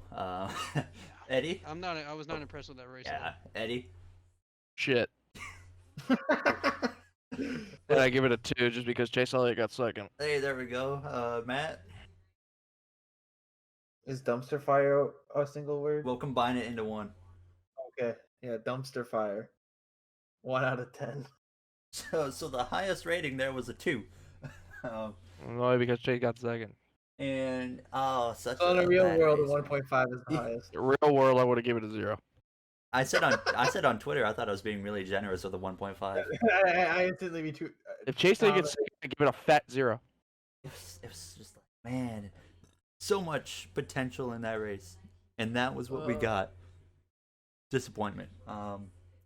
Pain. So Was there anything else to talk about? Pain. Pain. I guess I wasn't a part I of don't it. think we touched that much on way back earlier in the race the laughable Derek Cope running 3 laps and then calling it a day. No, we That's- did. We did. Yeah, That we was just the race. we mentioned That it. was- I mean, I know we talked about it a little bit, but like, that's just dumb. Feel bad for Oh. Ty Dillon. They showed. I remember watching back the replay of the start of the race. They showed, and he was an obstacle everywhere. Yeah. He was so bad, and I'm like, oh my god, you don't deserve to be here, Gregson, or someone else could have had your spot, and here you are. You're like, I want to run the Daytona 500, but he was just an obstacle the whole time. I don't care if you've won it before 30 years ago. Get out of there. I'm pretty confident he ran into Bubba too, right? It wasn't Bubba running into him. I'm not aware. I'm not sure. I don't care. But okay, so we're actually already just about at an hour and a half, so we'll start to wrap things up. But that was Speed Weeks, and we always touch on the Nitro Racing League. Boy. So of course we're gonna also talk about just the future of NASCAR, like the new NASCAR game, and whenever we start to get info, because that's another big part of the podcast. But we'll wait for some concrete info before we get into any stuff like that. But the Nitro Racing League, I did one lap and called it, and I'm gonna basically let Matt. You probably had a good idea of what happened in that race, so or I mean, all three of you, so you guys can kind of take turns in describing that. Oh man, it would have been one hell of a YouTube video. Let me tell you. It was a wild race, I would say. I think Jay and Eddie could agree on that. I wasn't. Well, yeah, I was you in were the really back pretty much slow. the whole time, so no, I can't really touch on that. Yeah, you were slow. I was pretty. I would say I was slightly aggressive that race. Slightly. Well, I won stage 1. Slightly my ass. You freaking punted, almost punted my shit. And then freaking you punted about 2 other guys' stuff. Well, guess what? They are slow. Yeah, I know. About most of the SHR guys are slow. And guess what? So it's like, man. what are you gonna do? It was an there was a lot that happened in that race. There was the Master Killer killing. Gary would have content for days. Oh my god, he would still be editing all the content. Yeah, pretty much. The first big thing that happened was the Master Killer killing Christian with like a 1-second lead. And basically having a vendetta on him for the rest of the race and just And constantly. No, he had a vendetta on the entire field after that. And then Christian became a Karen for the rest of the race. And then used And the then clutch. Used the clutch, which is now bannable. Well, not. Or not banned, it's just a whatever the hell it is, DQable now. Hey, I saved enough fuel to get 5th without a clutch. So I'm a fuel saving god. I literally used it the one time, Well, and because everyone said it, I stopped using it. I haven't used it since. Yeah, But so- he's been using it now Yeah, for he consistently keeps a using it. while. Even though we say don't use it. Yeah, he still uses it. And that was like Venom. Venom said that he did it. I think one stage. As Venom well. did it once, but he And then didn't he know heard that it was a about it. rule. Yeah, and then he heard about it being a thing that you're not supposed to do, and he didn't do it again. Yeah. And so you saved gas in stage 2, Jay, right? Yeah. How far are you behind the guys clutching? A lot. Thank you. Almost an entire lap. Well, no, I was almost an entire lap down to the lead pack. To them, I was probably 3/4 of a lap down. I pitted and passed them. I took 2 in fuel, and I still passed them. That's all you need to know. But I guess they want me to come to like a test session this week and see the proof firsthand. Don't have to. Just stop using it. Stop being a little shit. Yeah, honestly. Literally. You can't. This is what I really hate, because I know NASCAR drivers also use it, but it's like, I mean, what other content are they gonna get? To be honest with you, but like they just had a whole argument lately about their race, and I know it wasn't talked about how we're gonna talk about it in our topics, but they just had a whole spiel on. And Gary, I know you saw it. What was it? The Wood Brothers driver, Slade. I don't know if I'm pronouncing his name right. Slade. He had an issue with somebody, and then every other driver came out with it, like Justin Brooks and everybody, and guess who it was? It was Mr. Daniel Buttafuoco, apparently, who was causing a shit show. And I mean, I'm not really surprised because I heard nothing but bad things about Daniel because after the championship race, he literally wrecked the 37 for the championship. So, I mean, and plus I know the kind of group he's with too, and I'm not really a fan of their group either, so it's like, what are you gonna do? So, I But mean, it's just what are you gonna do? I don't know a whole lot about the whole NASCAR esports side, but I've raced with Slade on some NASCAR heat streams and stuff, and he's always a very clean driver, and he's a very nice person. So I know he wouldn't do anything stupid. But yeah, I saw No, he got cleaned out or something, or no, a I bunch of mean, dudes had some trouble with that guy or whatever Eddie was mentioning. yeah, I think like 5 or 6 drivers came out Yeah, with like a I saw post-race that. rant on it. Jesus. But I was because me and Durham are in one hell of a playoff battle now, and me and him were both very aggressive not last night, but Saturday night, and he gained a little point ground on me, but I also think he was clutching too, to be honest. Wouldn't be Yeah. surprised. Because Um, he was saving fuel at one point. I yeah, could tell he was, and he was yeah, still doing a lot faster than me. I wouldn't be surprised if he's been doing it because he did the same stuff at Vegas. yeah. It is what it is at this And he won point. a stage for it too. Yeah, it is what it is at this point. But yeah. I'm -4. Tyler had a horrible night. Now he's only +6. Tyler's more furious with Rocket than anybody is right now. Usually, Rocket screwed over a lot of people last night. Well, the thing with screwed- Rocket, He the screwed thing over you at one point, well, but you got lucky getting your lap back. I was half dumb because I tried to do a ridiculous block on him, and I should have told him my situation before the race. Yeah, and then I literally watched him punt Tyler's shit. But man, after I got my lap back, I was on a mission to the front, baby. Oh yeah, I don't blame you for punted that. through me at one point when I was trying to get past all the slower guys in front of me, and I just see my teammate coming up from behind, and I just get punted. There was no teammates at that point. I was I don't think after there's the teammates F1 at all race. at this point.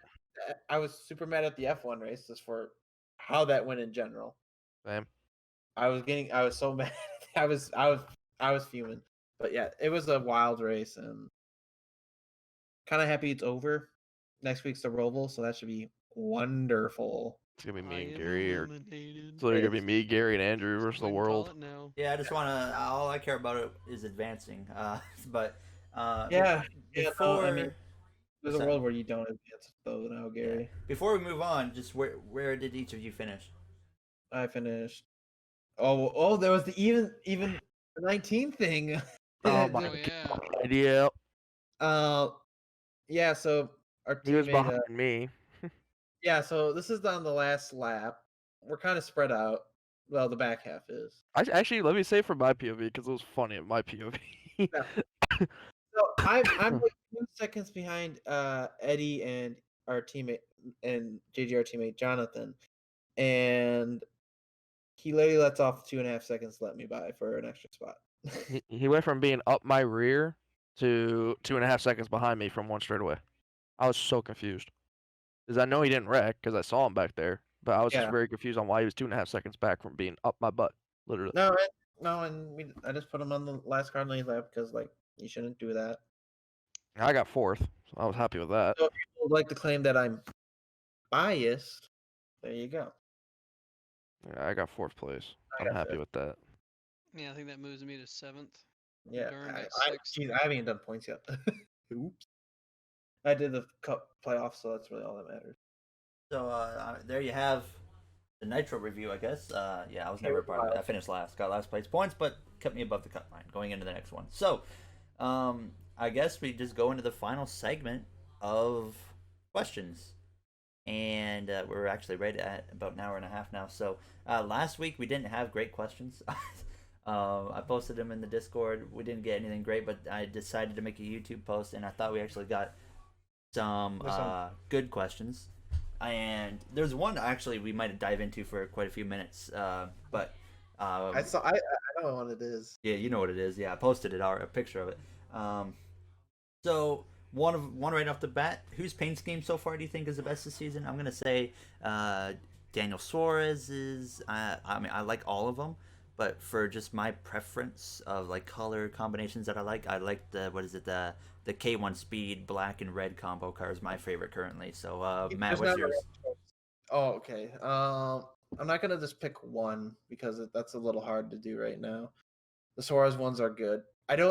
I'll take out the iFly one because I don't think that's the best. The one you said the com the one that has like the black stripe in the middle and like all the crazy colors on the side. That's a good one. But the Suarez ones are good. Most of the Bell ones are really good. Like that D-Wall car looks good. Yeah, those are nice. Craftsman car looks really good too. Biased me, I like the Armor All car on Eric Jones. That's a pretty good one, but I don't think it's the best. But I really like that one. There you go. Jay,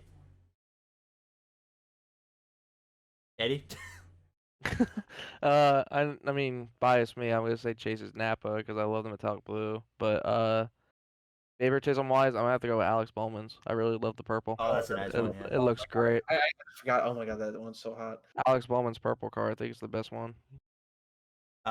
Jay must not be there anymore. He must be AFK. No, I'm here. What's your favorite scheme so far this year?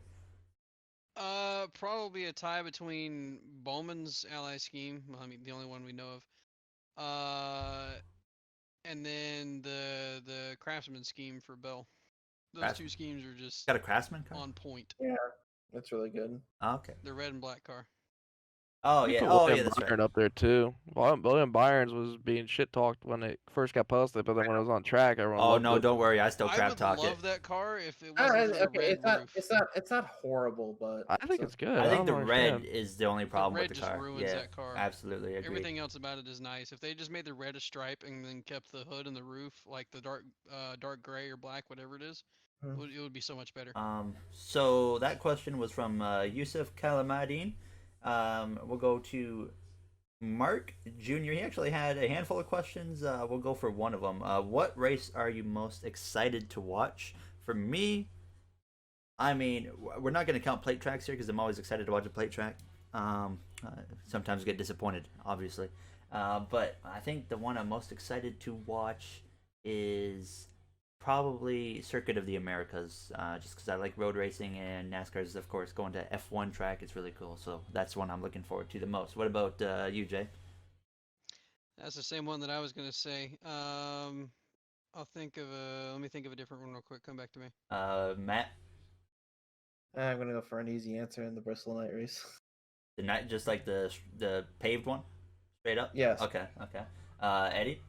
Bristol dirt. Okay. Don't even have to think about it.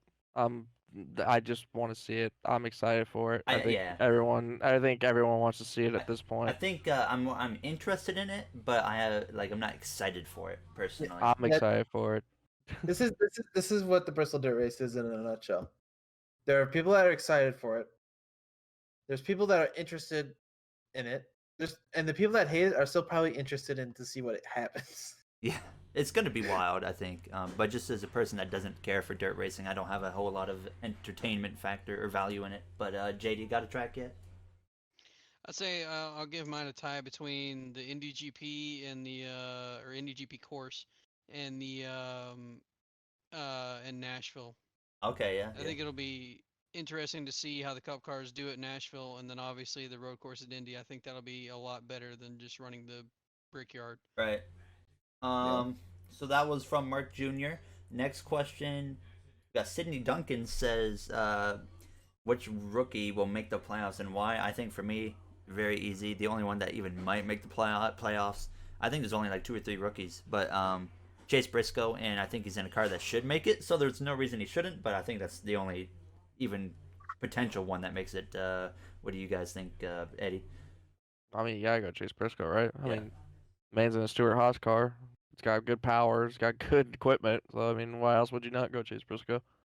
I'm gonna take a guess. Matt might agree with that one too. Most likely to make it, yes. Will he make it? No. Oh, okay. Yeah, I also don't think he will make it either.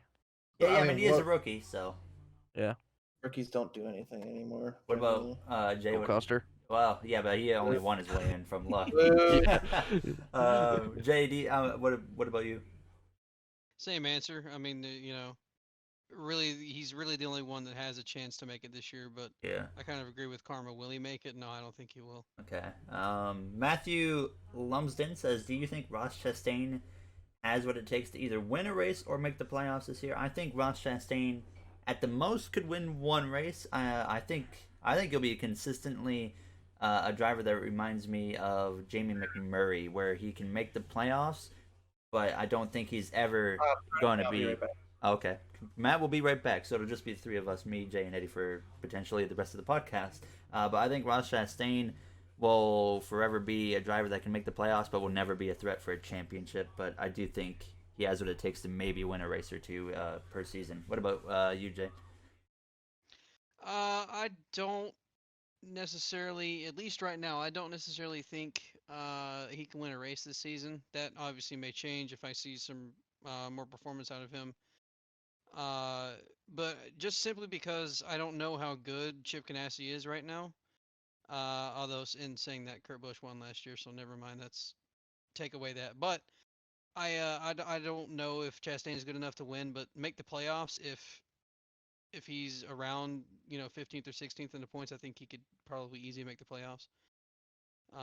As long as we don't have a crazy year of 16 different winners or 17 different winners, what have you. So If I think McDowell there's a pretty winning's good chance a he makes the playoffs. indicator, then who knows? I mean, we have a lot of drivers in new cars this season that are competitive, and new teams that are potentially competitive. So yeah, you never know. You never know. Yeah. Eddie, what do you think? Win a race? Absolutely not. Make the playoffs? Definitely no. I really Really? don't think Ross Chastain is worth the hype. I don't see it. I don't believe it. I I believe he has mean, talent. I just think he's too aggressive and too reckless. I think he's literally gonna get himself into a fist fight with somebody he does not want to be I with. hope so, actually. I honestly think Ross Chastain is about to be known like we do with Joey Logano, where nobody likes him. Yeah, I To be agree with honest. that. He's already started to get that reputation because when he first started making a name for himself, people were like obsessed with Chastain, and then he very quickly started making people not like him very quickly. As a person that is in that category of people that do not like Ross Chastain, I do not really care for him. So I kind of hope he does get quite the wake up call, because we've seen him make. I think he's a good person. Like I think, Just yeah, his he's a good on-track dude. behavior Yeah. is There's a good. different. He's one of those guys that goes for aggressive moves, but time and time again, they don't work. They just cause crashes. Matt is back. Matt, you think Chastain has what it takes to win a race or make the playoffs this year? No. There you have it.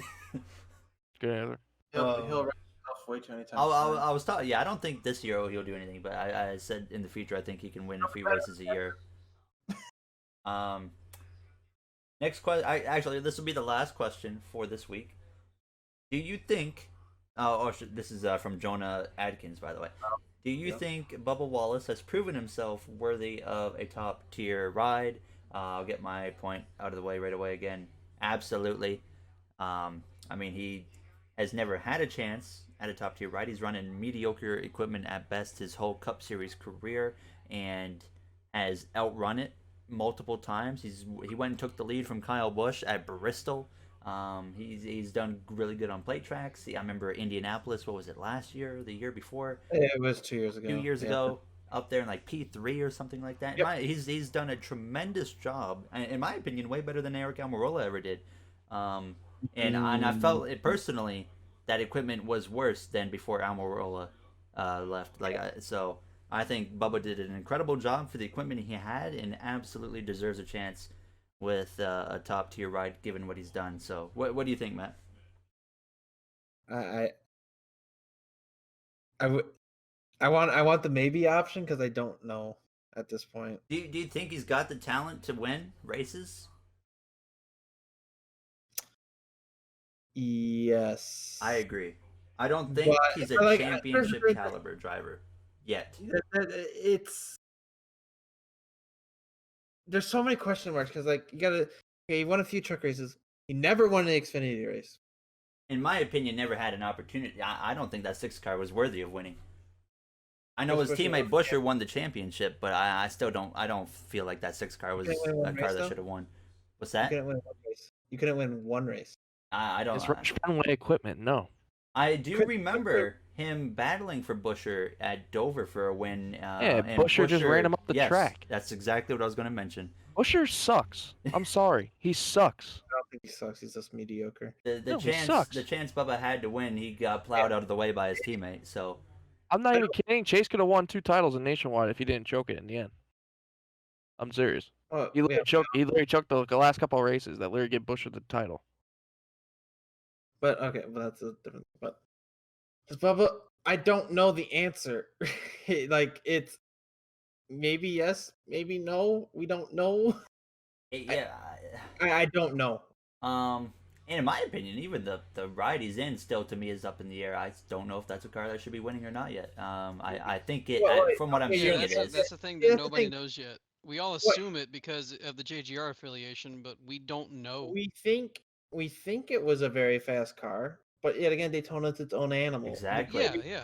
And we go to the road. Michael McDowell won the race, and we go to a speedway, and McDowell will barely run the top 20. I think the first mile and a half Homestead. race will be the judgment point of where that team is actually at. Like I said, it's Yeah. I still don't know if that's a top tier ride or not. I mean, We don't know how good or maybe bad Bubba is. We don't know. You know, I always look at it. He went and took Kyle Larson to school at Eldora one year. So like I'm like, there's something there in my opinion. Well, so there's a whole lot of my basically my answer to this question is basically, so you can ask that about a whole lot of drivers in top rides in NASCAR right now. Like, Mhm. even though Suarez won an Xfinity championship, what has he done in Cup Series to prove that he deserves a good ride when he had one at Joe Gibbs and Stuart Haas? Same thing with Almirola. Same thing with Bowman. Same thing with I think with Bowman's coming up, Bell. though. Like, there's, even though they did things in the lower series, what have they done in the Cup Series, Right. or what had they done to prove that they deserve a good ride? It's just people believing in them and wanting to give them a good ride and have them show what they can or can't do. So it's just all about the people believing in him and thinking that he does have the talent and believing that he does. I think It's I not think about him if he's shown anything, because a lot of the drivers in top rides haven't, because they haven't had a top ride to show that they have that talent. So I think it's gonna be a pretty good indication of how good Bubba may or may not be is what Eric Jones does these next like 10 races. Yeah, that'll be interesting as well. To see what Jones can do in the 43. I think if Bubba's performance in the equipment he was in the 43 is an indicator of what he can do in the top ride, absolutely can win races. yeah. But like we said, we still don't know if that's a top ride or not, so it's still too early to tell. I think the first mile and a half. I don't. I can't see how that isn't like premium Gibbs equipment. I mean, choose yeah. to believe it is, but like I said, we don't know. You know. Exactly. no way- We all there's no we all think it way, is, and we all man. believe that it is, because it most likely is. Like, there's no scenario that it's not. I would hope it is, almost, honestly. Like, I mean, yeah, here's but like, we also don't know. We don't have confirmation. We can't say that it is a good ride. We haven't seen anyone else in that car. in my so opinion, even truthfully, with Bubba performing in it, we still really won't know, yeah, because however good or bad he does, it could be just Bubba and not the car. I mean, obviously, if he does good, it'll be the car, because you have to have a good car. But you get my point. He could be outperforming the car, making it do better than it really should perform. Same thing goes for Trackhouse too. We don't know if that's a good car or not. In Yeah. my opinion, it's a mediocre car. in Just my given opinion, the way it is with that team. the Trackhouse should be somewhere around Richard Petty Motorsports. Yeah, Yeah, like yeah. it's not going to be a Yeah. playoff car. Unfortunately, not. It's I not in think the first year. Yeah, I think that is a team though that has the ability to really build it up if they stick with their formula and they stick around the same guy. Daniel Suarez has been screwed over so I don't many think times. they're going anywhere. And I think they're here to make a name for themselves and Yeah, to that's make what them I a said. good That team, team this so- year not going to do much, but I think if they stick with Suarez, they continue to do their thing. That's going to be a team that is going to be a threat at some point. Like, I'm genuinely excited to have Trackhouse and 23XI in NASCAR now, because Yeah, those are absolutely. two new teams that I'm like, those guys are going to make themselves into winners at some point. Eddie, Themselves into good I teams. didn't hear your opinion. But what was the question? Is Bubba deserving of his ride? And yeah, does he deserve to have a what we think is a top tier ride given what he's done in his past? If we're answering the question, yes. And I can go on about this too. Go ahead. So basically, we all know where Bubba started. He went through the KBM trucks, right? did okay in there. I mean, I think he won like 1 or 2 races or something like that, Oh, and he like won. He 5 won or at 6. Eldora. 5 Oh or yeah, 6, yeah. Sorry, I missed out a couple. Then I guess something happened with all that. He had his own truck, or he had like a little base team, and he won at Michigan with The that truck, but 99. it got DQ. Yeah, but Yeah. it got DQ because it failed inspection and all that. And It's and then he got the Xfinity ride with Roush. Definitely not the best thing ever for his career because I thought Roush was just terrible. I still don't understand how we all thought Chris Buescher was good enough. To be honest, I mean the man's won a couple races, yeah, but it's like still it's a shit car. I mean Chase Elliott was still there too, and he won I think a couple more races than he did. But Basically, Roush No, guys the that are year- good in no. Xfinity have been crap in the Cup Series, but that's What? a whole other topic. Go ahead. but going on about it, so from there he got the call to come up to fill in for Eric Almirola, right? Yeah. Did okay. I mean, not the greatest, but Basically, what Almirola. basically what Almirola did. But then he started putting performances in that were better than Almirola, and then there was the announcement that Almirola was leaving, which I mean was fine. Filling in for Bubba was different because then they moved to Chevy, and that was interesting. But then once like last year they started clicking finally, yeah. Then the whole spiel with where was Bubba going to go free agency because the whole thing came on because of how good he was finishing. And he was finishing good. I will give him credit. He was finishing really good with the car. But was it worthy of a Joe Gibbs or a Hendrick or a Penske, which we know that would never happen, thank God. But yes, in my opinion, yes, it was worthy of either of those cars. I don't care what the finishes were. I don't care the performance. The man needs to be put in a decent car. I honestly was a little upset that he wasn't put in the 5 for Hendrick. I would have rather seen him at Hendrick than where he is now. But I'm happy where he is now with 23XI. I understand everything. I would have rather seen him over Larson, to be honest. And a lot of people can beg to differ on that they rather see Larson because of everything that's going on and whatnot. But I would have loved to see Bubba as teammates with Chase because I know Chase and Bubba get along great. They're friends and everything, like Blaney and Chase and everybody. But I understand the question and everything.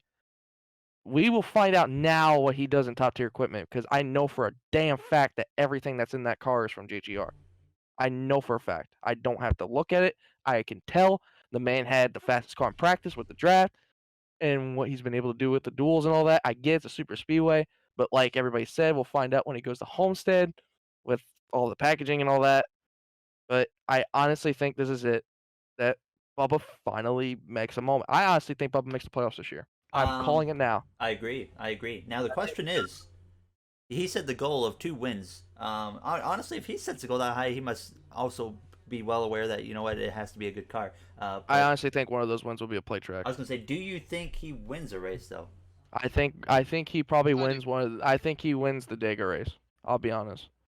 I don't know Talladega? about the other track. Yeah, I think he wins Talladega. I think I don't know about the other track though. I think Maybe a Bristol or something. I think one win as well. Because they're still, of course, still a new team. They got to get used to each other. They're going to spend a majority of the season just figuring everything out with each other.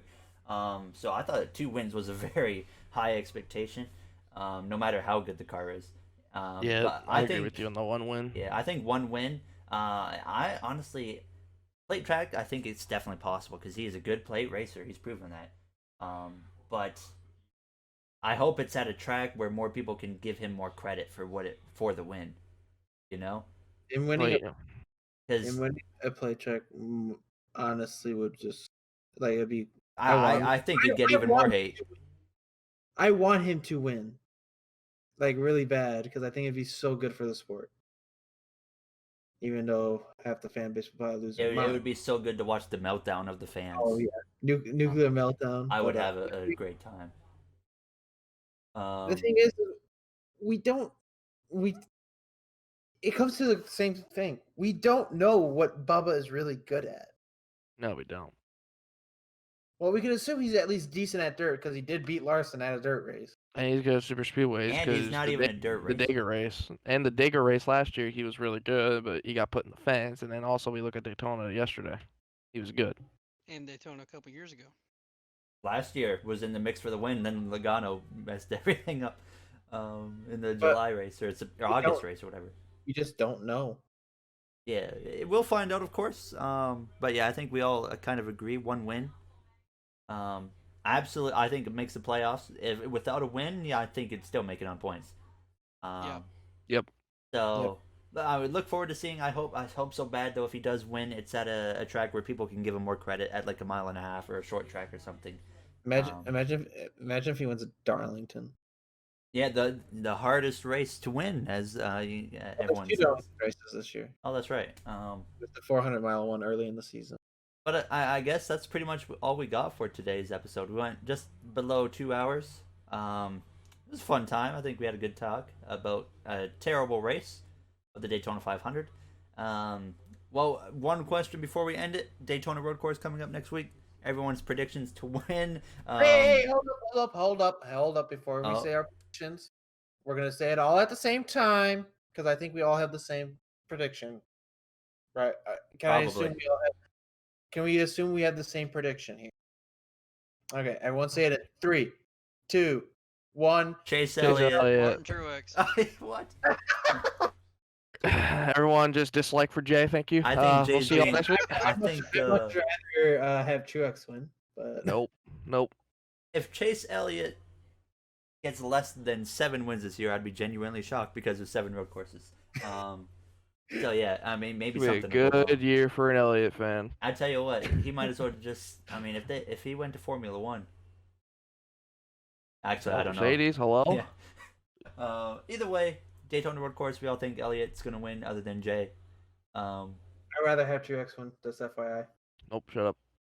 It'll be interesting to see what happens. Hopefully, a good race. I mean, no matter what, it'll be better than Daytona 500. I don't care how bad that race is. It'll still be better than the 500. It doesn't take much to make it better. I think any race this year is gonna be better than a 500. To be honest with you. About 5 passes total is all we I don't need. think any of us would have predicted. Absolutely not. Such an unfortunate great speed week. Sorry, unfortunate 500 upcoming Daytona Road Course. So that will do it though for today's episode of the GOWEN Racing Podcast. We'd like to thank you all for taking the time out of your day to watch this episode, and we will see you guys next week, hopefully around the same time after the Daytona Road Course, with our thoughts on that race. So thank you for watching, everybody, or listening, and have yourselves a great night.